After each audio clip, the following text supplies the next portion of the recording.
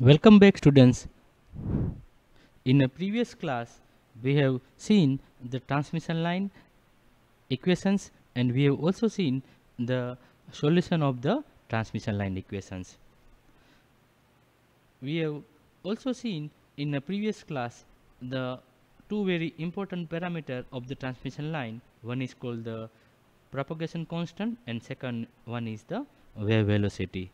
So as you know that the propagation constant is a complex number and it consists of the two major part. One is called the attenuation constant and second one is called the phase constant. So depending upon the whether the line is lossy or lossless, you will get the alpha and beta value different. So in this class, let us first of all see the third very important parameter of the transmission line, and it is called the characteristics impedance Z0. So Z0 of the line is the ratio of positive traveling wave voltage wave to the current wave at any point on the line. So we have seen in last class that the wave amplitude of the positive traveling wave is nothing but the V0 plus, and the current positive wave current is considered as a I0 plus. So the definition, I can define the characteristics impedance Z0 as the V0 plus divided by I0 plus. Same way I can also define the characteristics impedance for a negative amplitude wave also. So here V0 minus over I0 minus is nothing but the wave amplitude of the wave which is traveling away from the origin and moving towards the minus z directions. So please take care that while defining the wave, the z0 in terms of the minus z directions, you have to keep in mind that there is a minus sign over this. So I can also now define that the characteristic impedance Z0 can be considered as the same as the intrinsic impedance of the medium in a free space. So let us first now derive the Z0 equations in terms of the R, L, C and G. So we know that if we know the transmission line parameters, then it is very easy to calculate the Z0 from that. So for that, let us first see how we can derive the relation of the Z0 in terms of the RLCG. So for that, let me first of all define the V plus Z wave, and it is nothing but the V0 plus e raised to minus gamma Z.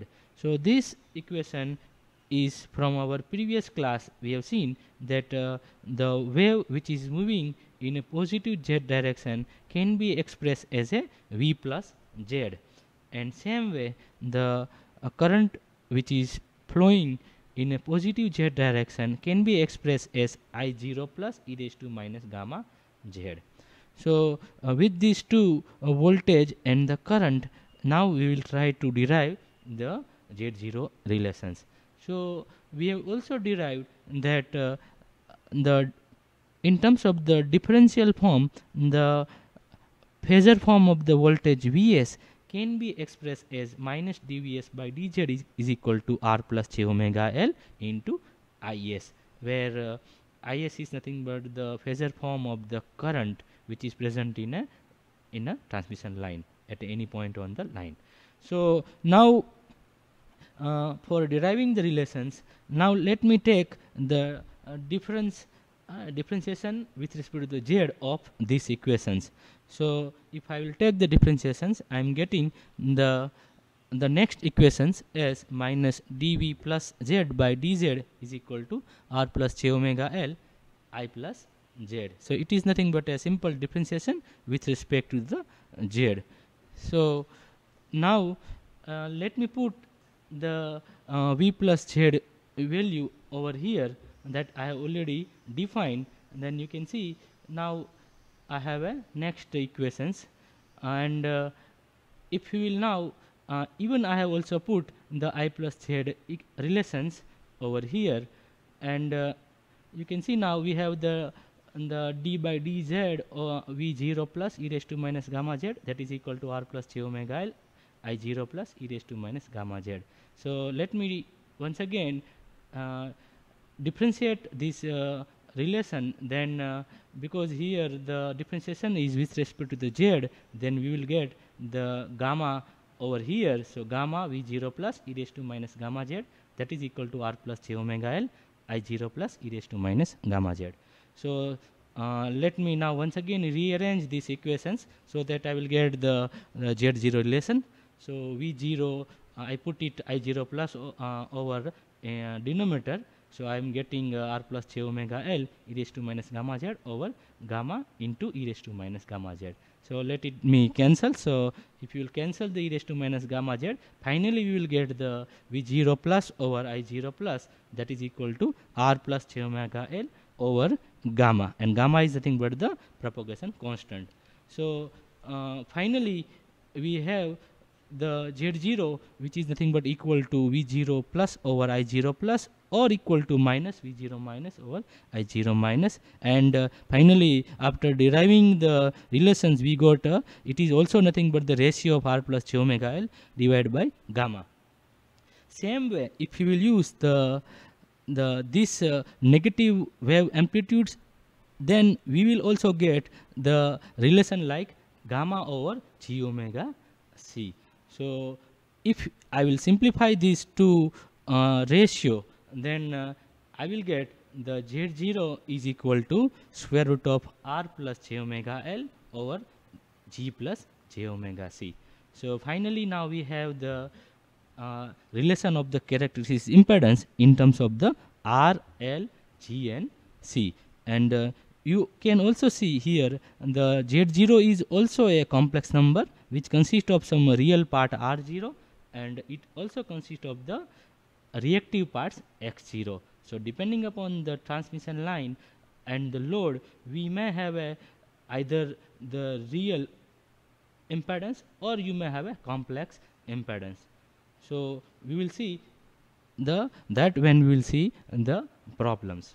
So this is what the derivation of the characteristic impedance z0 in terms of the r, l, g and c. So thank you very much.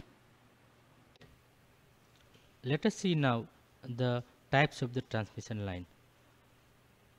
So based on the different condition, we can define the transmission line either as a lossless line or a distortionless line. So the first type is a lossless line. So a transmission line is said to be a lossless if the conductors of the line are perfect and the dielectric medium separating them is also a lossless. So the necessary condition for the transmission line to be lossless is r and g equal to 0. So for a lossless line, we can obvious define that the attenuation of that line will become 0 because there is no loss, so there is no attenuation of the wave on a line.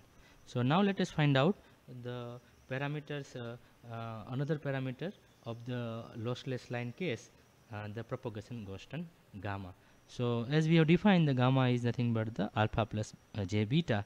So here the attenuation constant is equal to 0. So we will get the 0 plus j beta, and if we once again put the propagation constant relations, then it is nothing but the square root of r plus j omega l into g plus j omega c. Here, as the necessary condition for lossless line is r equal to and g equal to 0, so if you will put equal to 0, then this relation become nothing but the j square omega square l into c and its square root. So ultimately we will get the gamma become for a lossless line is nothing but the j omega square root of lc, or I can say the phase constant beta can be expressed as omega into square root of LC. So here for a lossless line, we can say that the phase constant is linearly dependent on the frequency. Now let us derive the third parameter, the wave velocity. So the wave velocity, as we have defined, it is nothing but the angular frequency divided by the phase constant. So if we will put the relation of beta over this denominator, then we will see that omega will cancel. So ultimately the wave velocity of a lossless line become 1 over square root LC, and that is nothing but equal to f into lambda, where f is operating frequency while the lambda is the wavelength of that operating frequency. So now let us derive the third parameter, which is nothing but the characteristics impedance. So the relation of the characteristic impedance is equal to square root of r plus j omega L over g plus j omega c, and as we know that here the r equal to and g equal to 0, so we can cancel out this term. So j omega will also cancel out. So ultimately the term will remain is nothing but equal to square root of L by C. So and even we know that characteristic impedance is nothing but the real part and having a reactance part. So real part of the characteristic impedance is equal to the square root of LC, while for a lossless line there is no reactance, so x0 will become 0. So this is what for a lossless line we have seen and derived the different parameter of the transmission line. And now let us see the second types of the transmission line, and it is called the distortionless line. So for a distortionless line is a one in which the attenuation constant alpha is frequency independent, while the phase constant beta is linearly dependent on the frequency. So as we know that whenever any wave which is going to propagate over a transmission line, then obvious that the attenuation may occur. But if the attenuation is frequency independent, then and the wave velocity passes over this distortionless line is in such a way that its phase constant become a linear dependent on the frequency, then for that case we can consider that though the wave shape change, but a signal can be recovered without the distortion. So it is called the distortionless line. So for this case, the distortionless line, the condition is that this ratio should be maintained. So R over L should be equal to G over C. So if this relation maintained, then we can consider that the line is a distortionless line. So now let us find out for the distortionless line case, the various parameters. So first of all we will calculate the propagation constant. So here the propagation constant, as we have defined, is nothing but this. Now we have the condition.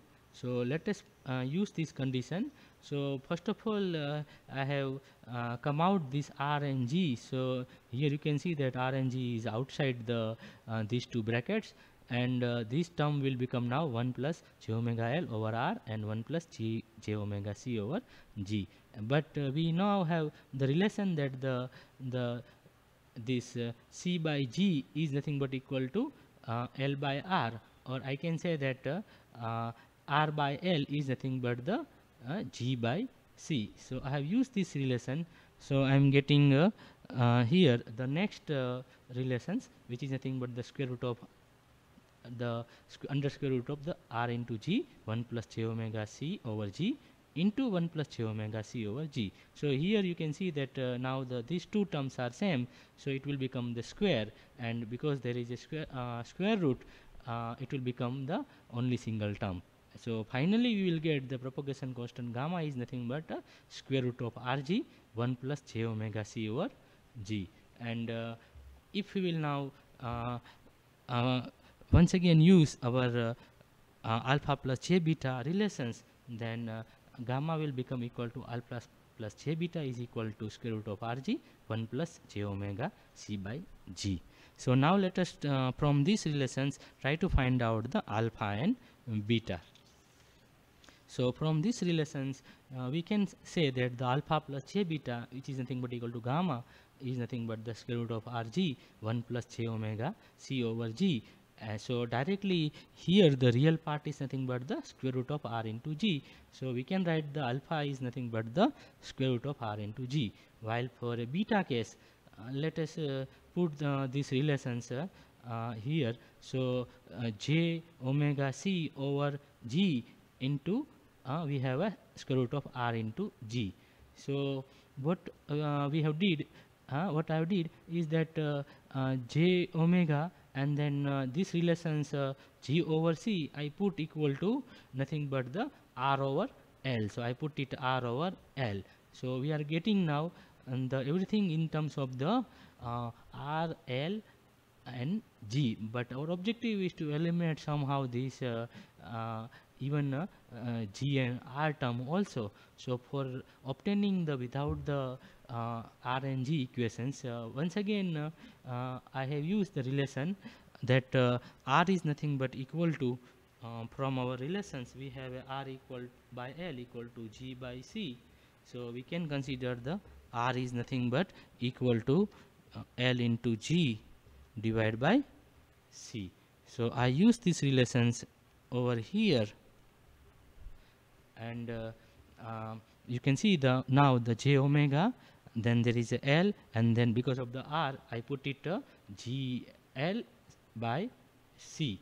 So and in bracket square root of r into g, once again I replace the r is equal to gl by c. So ultimately if you now simplify these relations, you will find that this j omega will remain same, l c and g into l. So l can be cancelled directly, and here g square, so g will come out and g will also cancel. So there is a cancellation of g, and ultimately the here you have a square root of l by c, and here there is a c. So I can say that square root of c into c. So we will get ultimately j omega square root of l into c. So finally we will have the beta equal to j omega square root of l into c. So from these relations we can say that the beta is once again a linear function of the frequency. Okay, so this way we have obtained now alpha and beta for a distortionless line. Now let us calculate the next parameter, and that is called the z0.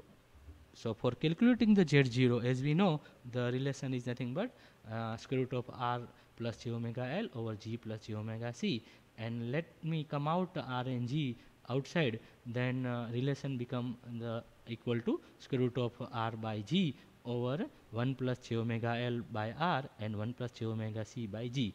And as we know that now from our previous case that the 1 plus j omega l over r is nothing but equal to 1 plus j omega c by g. So directly these two will cancel out. So we will get finally z0 become a square root of r by g, and if you will use once again our previous relation, which is nothing but r equal to l over so as we know that r by l is nothing but equal to g by c, we can write the z0 is equal to square root of r by g, and that is nothing but equal to square root of l by c. So now the characteristic impedance is, as we know, that it is a real part and it is having a reactance part. The real part of the characteristic impedance is now equal to full this term, while the reactance part is equal to 0. Now let us discuss the wave velocity. So wave velocity is nothing but the, as we have defined, omega by beta, and we have seen the beta is nothing but omega into square root into LC. So omega will cancel out. So finally we will get the 1 over LC. So here we can see the phase velocity is independent of the frequency, while the because the beta is linearly depend on the frequency. So from these relations we can say that beta is a linearly depends on the frequency. So this way we have seen the two different transmission lines. One is called the lossless line, second one is called the distortionless line, and we have derived the different parameter of the each line. So thank you very much.